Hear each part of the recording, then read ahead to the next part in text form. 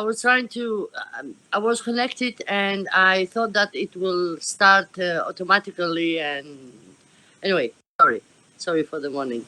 No worries, no worries. I've shut off my camera because there might be internet difficulties.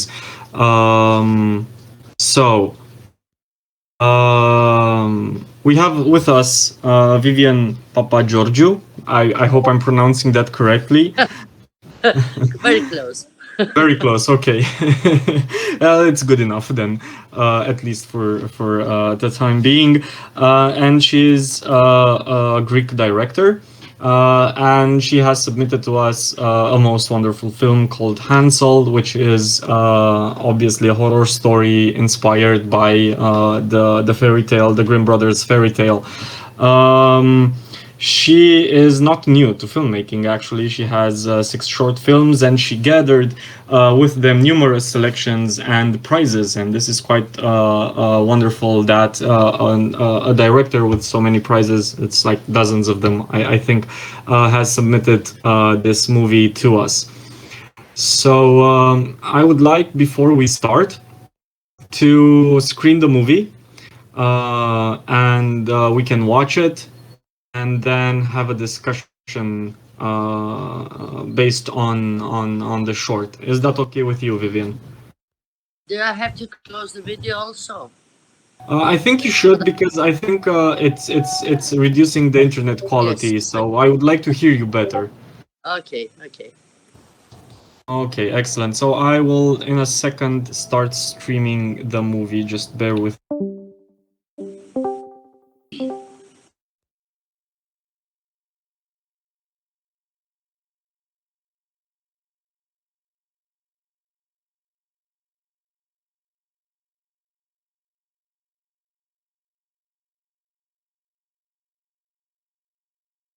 Okay. And I will share my screen. Okay. So let's do this.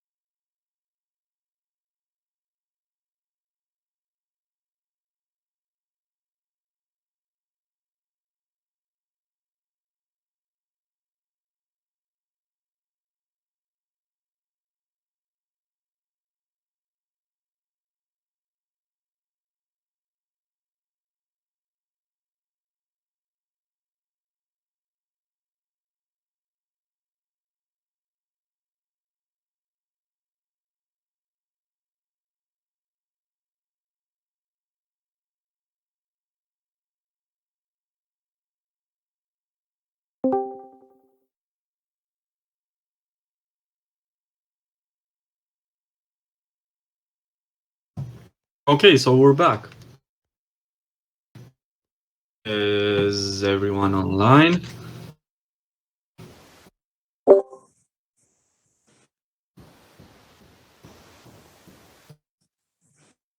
Yeah, we can hear you. Um, do you hear? Can you hear me? Ah, okay, found it. Yep, yep. Hopefully, I'm also on the screen. Yeah. Yes. Okay, thank you for this. I would like to say a few words before we begin.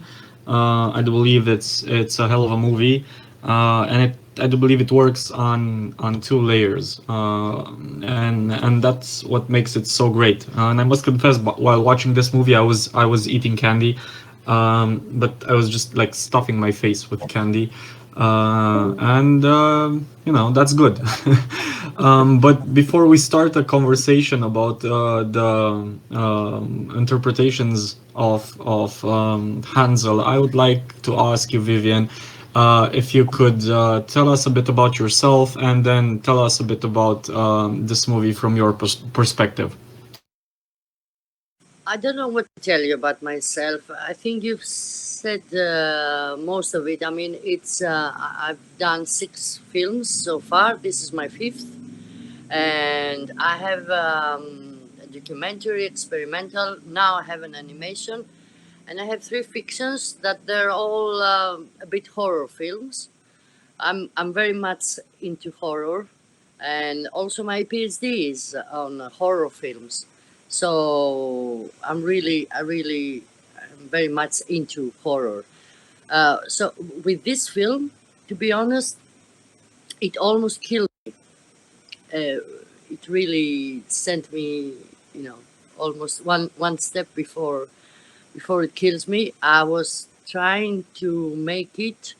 I was trying to find funding for 10 years, and it was impossible. And at the minute I said to myself, okay, I will never have funding for this film.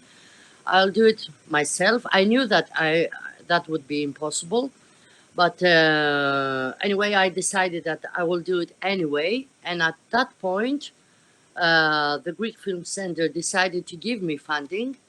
That was our only source, and it's a low budget film, to be honest. Not enough money. Many people worked uh, without money or for very low uh, word. And anyway, it was a really difficult film, and everything that could go wrong did eventually went wrong with this film. So many obstacles that I really thought that God was giving me a message not to do this film. But I insisted and I did it. And that's about the whole story in a few words. Well, it's good that you insisted, because this movie is quite lovely, and maybe lovely is not the right word. Um, it's intense, and there's two aspects of it which I find interesting. One is the tribute to Grimm Brothers and that sort of a folktale horror folk tales which we grew up with, and this seems like a mash of more than one story, because you have there the bitten apple from Snow White, and then the video game is Red Riding Hood. So it's like all of these stories were gathered into one place, like Hanau, the birthplace of Brothers Grimm, and the place where everything exists and comes to our reality.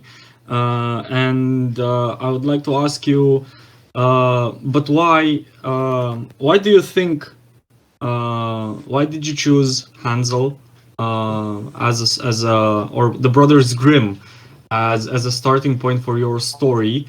And why do you think that after so much time, and given the fact that society changed and technology changed and literature and cinematography changed and adapted and evolved, we still have such a passion for these fairy tales and for the fairy tales of Brothers Grimm?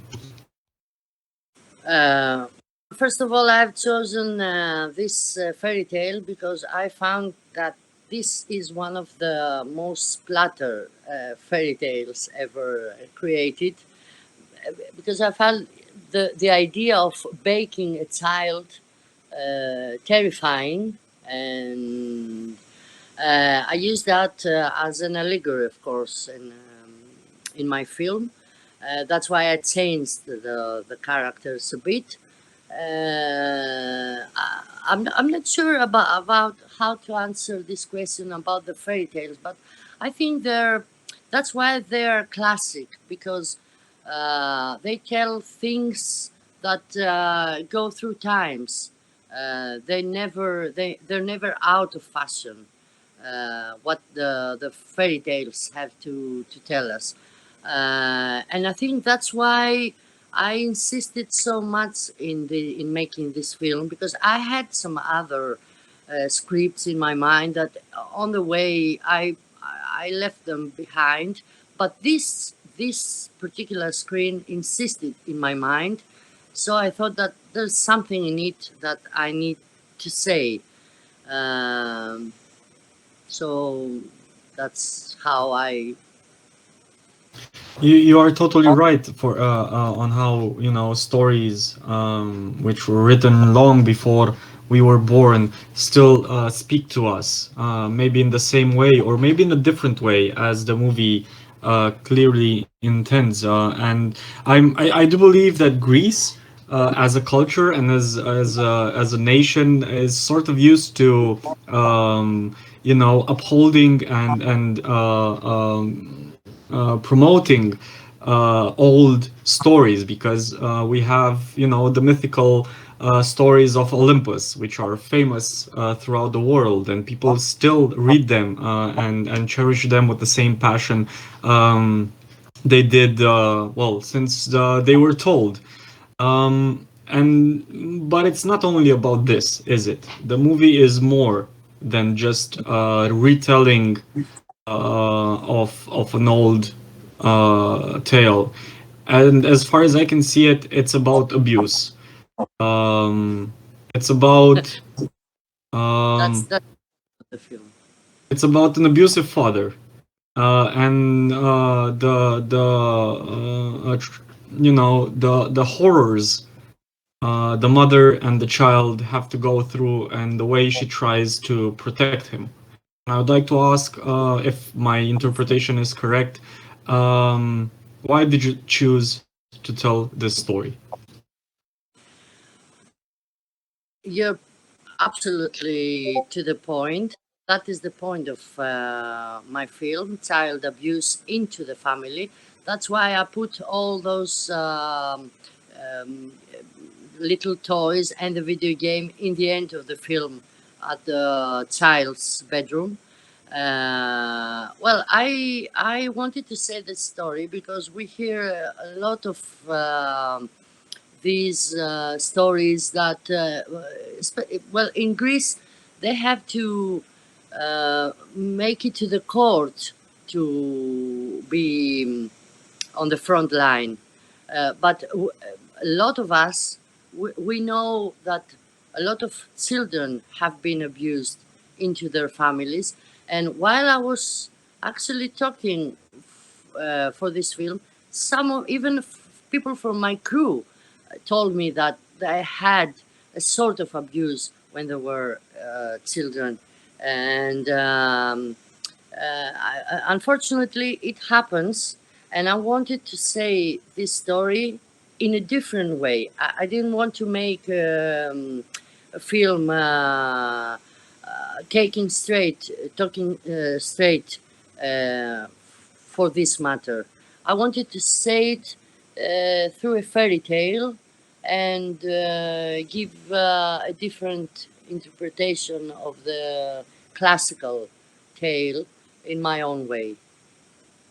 And it sort of makes sense, doesn't it? Because the central character of the movie is a child, and we know the impact fairy tales have on them and horror stories have on them. And it's what starts as a fairy tale, you know, the promise of family and of peace and of well-being and of love, turns which is actually the story of Hansel in a certain way, right? Because he goes into the house of the witch, which is made of gingerbread, and it has cookies and it has sweets, and you know that's what children uphold and cherish more, and makes them feel good. It's the reward they get when they're good.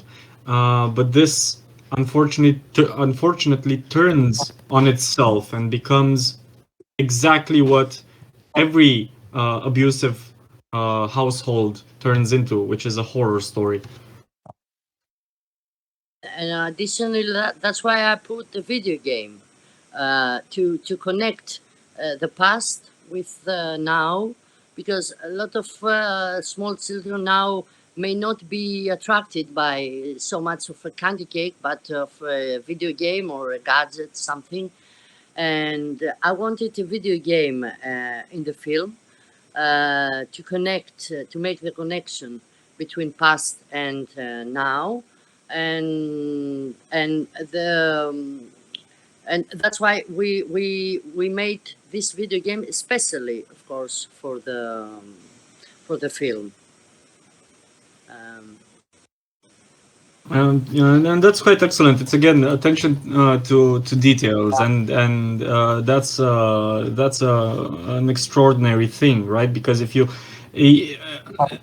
can look at the movie and understand the story, but then if you see it again, like I did, because I've seen it in the selection before the selection, and I've seen it now, then all those things pop out. You see different things that you've seen the first time, and that's, you know, the background, the scenery, the objects lying around, and maybe the symbolism behind them. I would like to move on. yes, Please, please. no, it's just that we put many details. There are many details in the film that it's true that maybe in the second time you may notice them. Those little toys, the apples, and you know, everything that is there. Snake. Yep. I'd like to continue the discussion with maybe some questions for the audience, or maybe commentary if anyone wants to, you know, give us their opinion on the movie, and maybe ask Vivian any questions relating to the movie.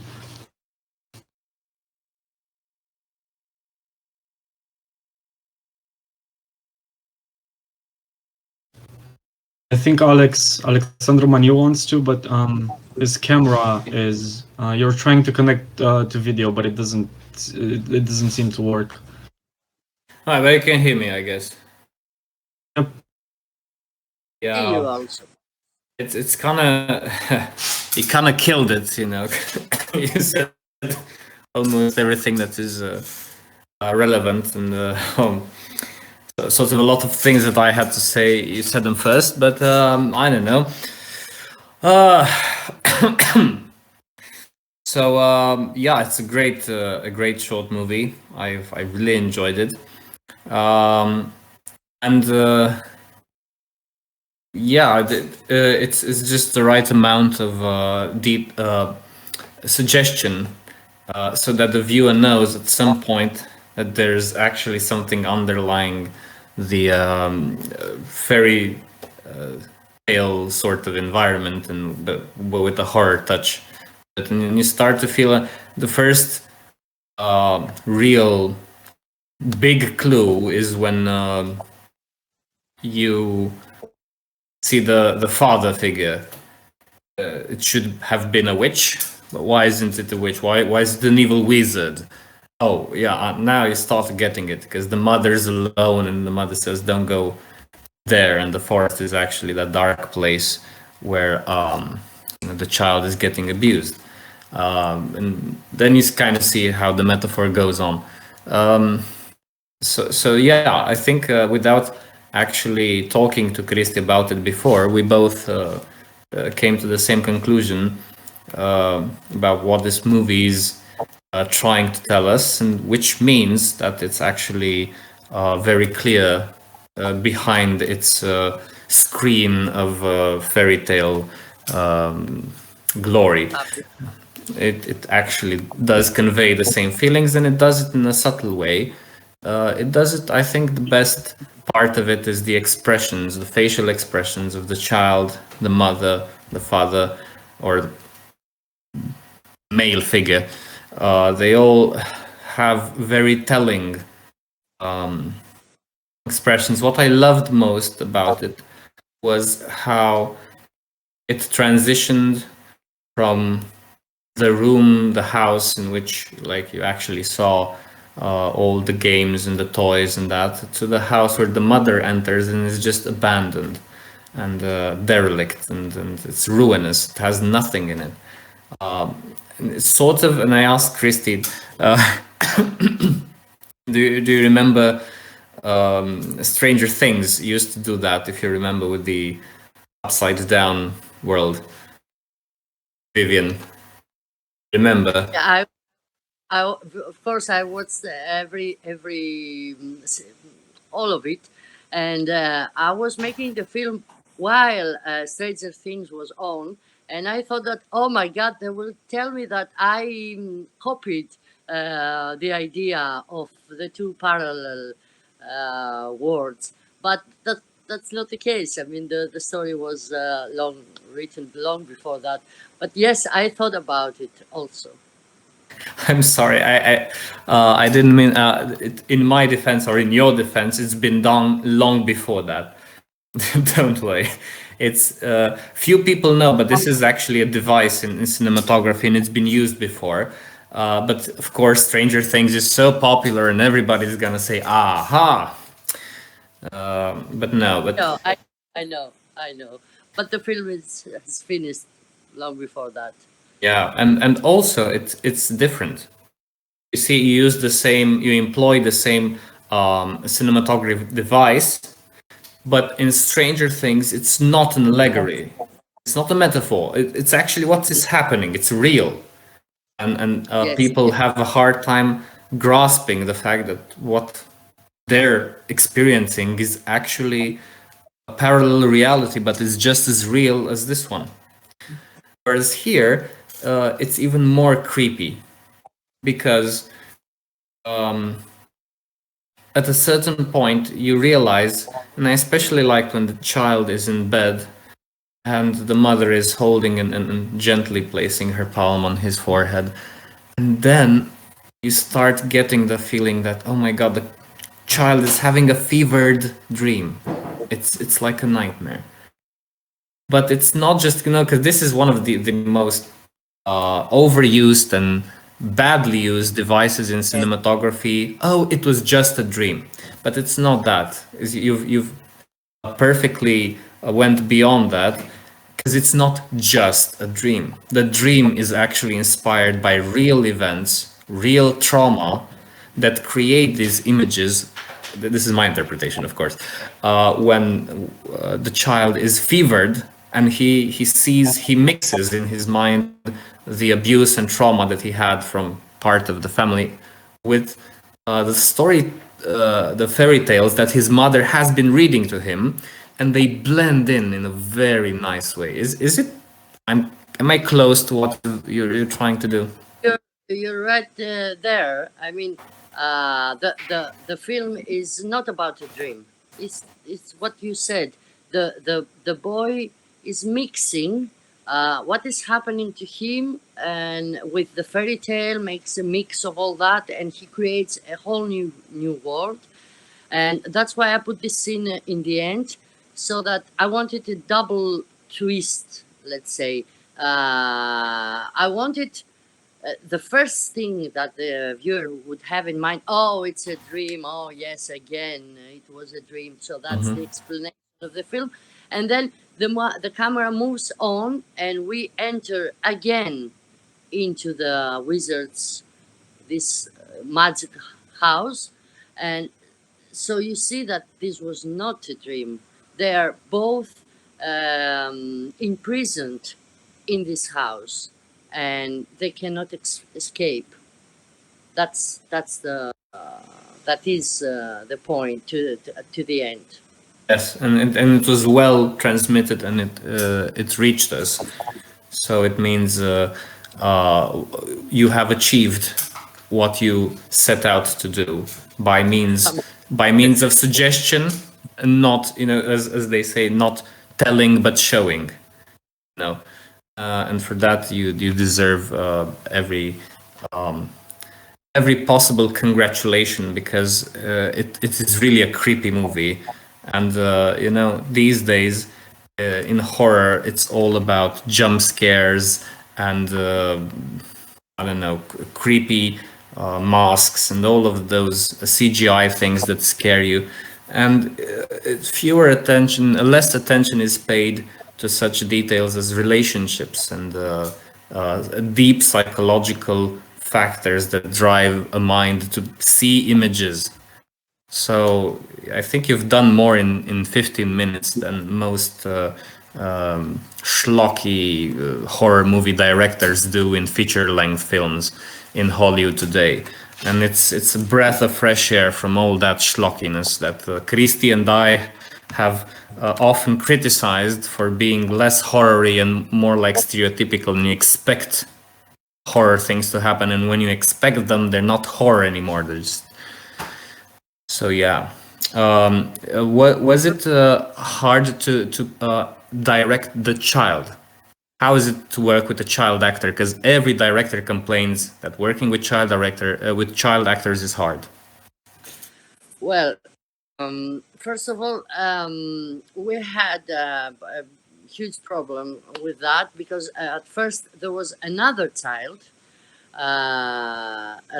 who cracked on the first day of shooting, so we had to change the whole plan, and I had to make decisions whether I would postpone the film, who knows, for forever maybe, or I had 1 week to find another child. So I found this child. He really wanted to make this film.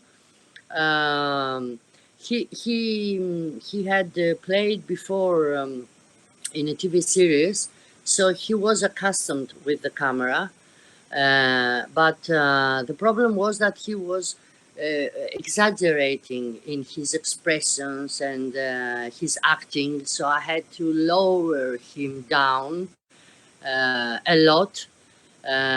We cut things, we saved a lot of things on editing. It was difficult to explain to him at some points, to give me the right expressions that I wanted. It was not easy at all, no. But the good thing with this particular child was that he was tireless. He could be in the shooting we were shooting for like 12 or 14 hours, and he was never tired. He got tired only in the scene where at the bedroom, where he had to sleep and do nothing, actually. And I said, okay, let's do it again and again. And he said, oh, I'm tired. I'm tired of that. Because he didn't do anything. And my big problem with the child was during the shooting in the forest, because during to a lot of other things, we shoot this scene after 1.5 months after the previous shootings. So the child was completely out of the story, and that was my big problem. And I had to cut one scene because of that, because he didn't act the way I wanted. So I had to make sacrifices during editing to save let's say, the production value of the film.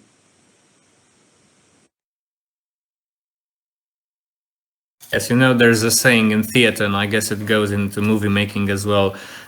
People won't boo that which you cut away. They won't criticize that what you cut. So, or, in Greece, I don't know if it's, I guess it's everywhere, we say never make a film with animals or children. and thank God I didn't have animals. I had only a Yeah, child. I think only Kusturica can handle animals on that scale. He seems to be extremely extremely proficient with animals, but not so much with children. He doesn't have so Yeah, many children. Yeah, he has his own menagerie, I guess, in Serbia. Well, wonderful. I don't think I could add anything more than just congratulate and say it really worked. The movie works. It's all I can possibly say for the best of it. It works as a horror movie, it works as a psychological thriller, it works as a family drama. It has layers to it, and in 15 minutes, all three layers work perfectly. I wish you great luck in doing feature-length films, and please share with us. so it's Please. my next target, but it's going to be really hard, a feature film. But I really thank you for your nice words, both of you, because I'm really touched, and I haven't watched the film for quite some time, and I was surprised. Oh, my film, and I'm very happy that I'm part of the festival. And I have to say that you're really organized, and I like this Q&A now, and I feel that I'm there in a way, and I've been to Romania and I really liked it. And anyway, I'm really happy of participating and honored. We are honored to have you. Christy, I would like to pass the floor to you. Yes, and before that, pass water. I would like to, before ending, I would like to maybe give a silver lining, and then I have a question. So the silver lining, because you've said that it was hard making this movie, and it's hard for independent filmmakers to make movies. There's a lot of things involved, and they require money, they require manpower, and most of the time, independent film directors do not have those resources. So they try and they try and they struggle to find other ways and find different ways of having their dreams and movies in this instance come to life. But at the same time, Alex was mentioning the sort of Hollywood horror movie, which is by the dozen, and it's sort of on a recipe, and they always do the same thing. And I do believe this is not on a lack of ingenuity from directors and writers of those movies. I think this is what they're asked to do. And they have to do it because, well, they're part of that sort of circuit, and, it's how they make a living. But at the same time, and this is the silver lining, independent movie makers, with all their hardship and their struggles, they can tell the story exactly the way they wanted it and intended to do it, and they can go beyond just schlock or generic horror jump scare movies. And I think this is, if there is, because I would wish for independent filmmakers to have all the money and resources they desire to make things the way they want it. But at the same time, I do believe that struggles make for in a certain way they make things better. And this was what I wanted to say. And the other one is, starting from what I've just mentioned. Can you please tell us a bit, because we're really curious, your feature film? What is it about? And is it still a horror movie, or is it something else? Moment, I'm just at the first steps of writing a script, so I really can't tell you much, but for sure it will be a genre film. Meanwhile, I'm shooting a documentary now, so that I will keep being creative, and I'm shooting it alone, no funding, no nothing. But for the feature film, yes, I definitely want to make a genre film again, because that's my kind of films. And I agree with what you said about this horror films, that they're all the same. And but on the other hand, well, there is a thing that production companies or state, how do you say that, anyway, where you can find funding from somewhere in the state, they don't trust genre films, and many people think that genre films are not good films, and they should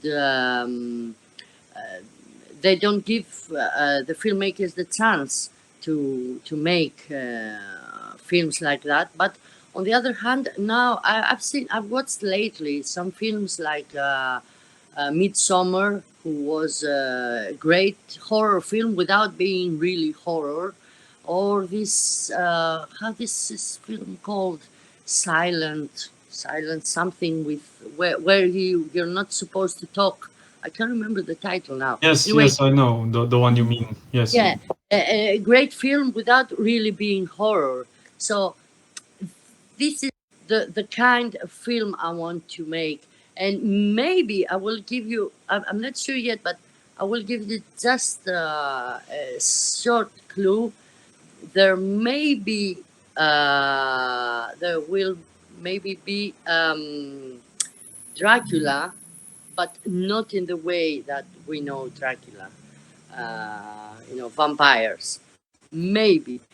It's the central idea that there might be some of it, but I can't really tell you much now. It's just the idea in a very very first step. Well, if it's Dracula, then I hope when it's finished, we will be able to invite you to Romania at our film festival. Because where else would it be perfect for you to launch and premiere your movie than in the land of Oh yes, Dracula, yes, I yes. guess. And you're right. The fact that genre films are not taken serious, I do believe it's a consequence of Hollywood sort of movie making, where people just see it as mindless entertainment and do not give a chance to genre movies to be exactly like what they can be, which is like your movie. Much more than just jump scares, and this is why I believe that companies and the state does not fund genre movies, because they do think that genre movies, science fiction movies, is just with spaceships, and horror movies is just with zombies or ghosts or possessions or and it's a shame. But I entrust the fact that if more independent movie makers will try to make good genre movies, then it will catch on, and then maybe the state or companies or production companies will finance better and different movies and screenplays. Let's hope that it goes like that.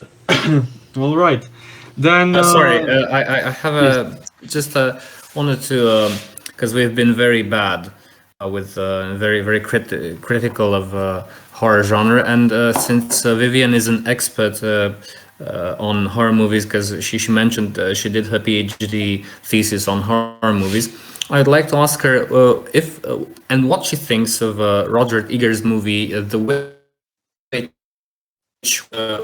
which both you and I, Christy, like, and we believe that is the sort of horror movie that should be done rather than others. And I would like to ask Vivian if she has seen the movie, and if she has, what is her opinion of that sort of horror picture? I agree with you. I really adore this film, and this is what I want to do and what I want to watch when I watch horror. And this is exactly what I mean when I talk about good genre films. So I totally agree with you about this film. Glad we see eye to eye. I'm really glad we share some of your exquisite tastes in horror, because I think we get at what it's all about, and you actually know how to make them. We're just simple passive viewers, and you're actually doing them, so that's wonderful. Christy, back to you. Thank you, Alex. Well, it's been a wonderful conversation. I think this is the time we have for it. Vivian, it's been such a great honor for you for us to meet you and have this conversation with you and be able to watch your movie. Thank you for being with us. Thank you for joining us. If there's anything else you would like to add before we put an end to this Q&A session. I just want to thank you really for giving me the chance to talk about my film. It's great when you've done something that you put your heart in it, and you hurt when you were making the film, and it's great when it's over and finished and people like it and goes to festivals. And I want to thank you for giving me the chance to talk about it now and show my film there. I'm very honored, and I thank you.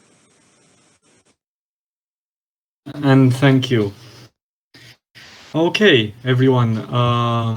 I think there's going to be a 1 hour break, and then the panels will continue at 4 o'clock. And we'll see you then, I guess. Happy lunch. Goodbye, Vivian. Thank you for coming here. Bye, Vivian. Bye. Bye. Thank you.